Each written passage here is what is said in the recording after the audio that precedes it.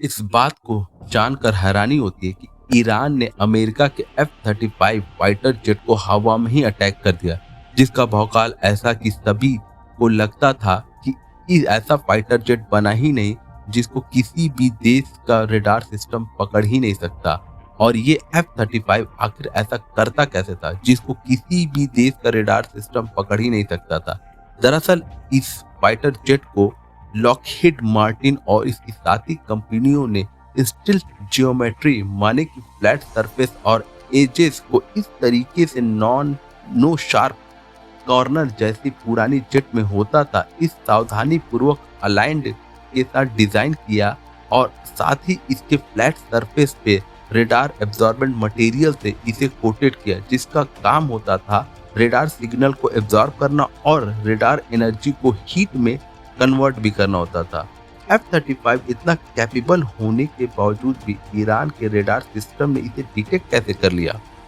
आपको ये जानकर हैरानी होगी, F-35 रेडार सिस्टम पर पूरी तरीके से गायब नहीं होता। इसके डिजाइन के कारण सामने से रेडार पे ये छोटा सा दिखता है, पर इसे डिफरेंट एंगल और फ्रीक्वेंसी के कारण ज्यादा विजिबल होने के कारण रेडार पे ये देखा जा सकता है।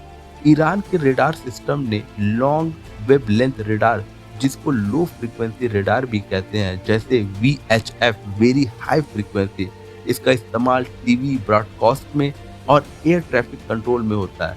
इस लो फ्रीक्वेंसी वेव के कारण F-35 जैसी जेट वेव को ऑब्जॉर्ब और डिफ्लेक्ट करने में मुश्किल होती है, जिससे ये आसानी से रेडार पर दिख जाते हैं। ईरान ने F-35 जैसे जेट को डिटेक्ट करने के लिए कई उन्नत रेडार का भी इस्तेमाल किया है। Early warning radar, long range low frequency, fire control radar, short range high precision, missile system like Bavar 373। पहले काम स्पॉट करना, दूसरे रेडार का काम ट्रैक करना और तीसरा मिसाइल सिस्टम इंगेज करना। ये एक तरीके का जाल है जो ईरान ने इस तरीके के F-35 फाइटर जेट को माने जाते हैं उनके लिए इस जाल को बुना था। इसी ईरान सिस्टम के कारण आज आप इस तरीके के न्यूज़ को पढ़ और देख पा रहे हैं।